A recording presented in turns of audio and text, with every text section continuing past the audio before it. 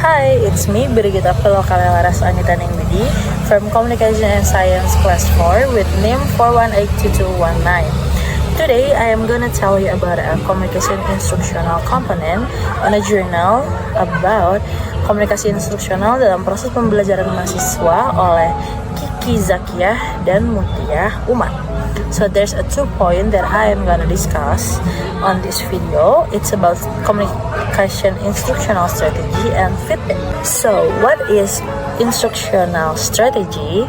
Instructional strategy atau strategi instruksional adalah pendekatan menyeluruh atas proses belajar dan mengajar dalam sistem instruksional. Strategi ini merupakan perencanaan penuh perhitungan yang kemungkinan kegiatannya akan ditempuh dalam pelaksanaan dengan rinci dan sadar.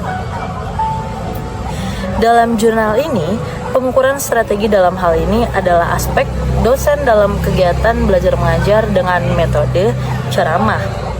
Metode ini tampak paling dominan dipergunakan di Unisba, yang mana keberhasilan metode ini sangat dipengaruhi oleh faktor dosen.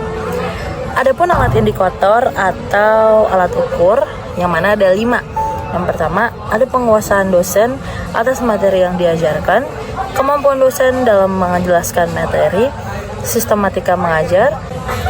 Adapun indikator atau alat ukur yang digunakan dalam jurnal ini untuk mengetahui sebagaimana atau sejauh mana keberhasilan atas metode ceramah yang dilakukan yang ada di tabel di layar ini.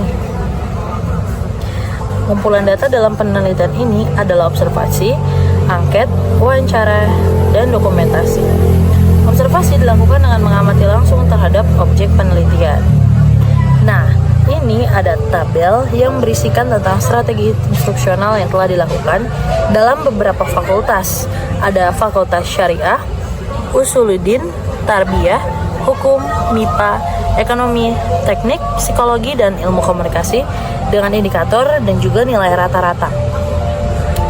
Oleh sebab itu, maka hasilnya adalah secara keseluruhan, Fakultas Teknik mempunyai strategi instruksional yang paling baik dengan nilai rata-rata 7,13. Sementara itu, Fakultas Ilmu Komunikasi unggul pada aspek penguasaan dosen terhadap materi yang diajarkan. Sedangkan Fakultas Usuluddin unggul dalam kemampuan dosen dalam menjelaskan materi disusul dengan fakultas-fakultas lainnya. So, next is, what is feedback? Sepertinya feedback udah sering kita dengar ya dalam proses pembelajaran komunikasi. Feedback atau umpan balik ini mempunyai arti yang sangat penting dalam setiap proses instruksional. Karena melalui umpan balik ini, kegiatan instruksional akan dapat dinilai apakah berhasil atau sebaliknya. Hal ini juga bisa dilakukan sebagai alat untuk mengetahui sejauh mana strategi komunikasi yang dijalankan bisa mempunyai efek yang jelas dengan indikator atau alat ukur umpan balik.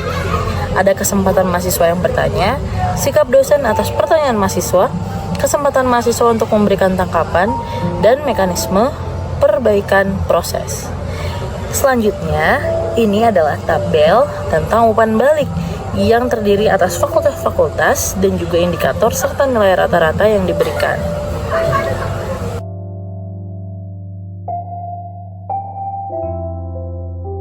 So that's it. I think that's enough about what I'm going to discuss and tell you about a journal is have a communication instructional component.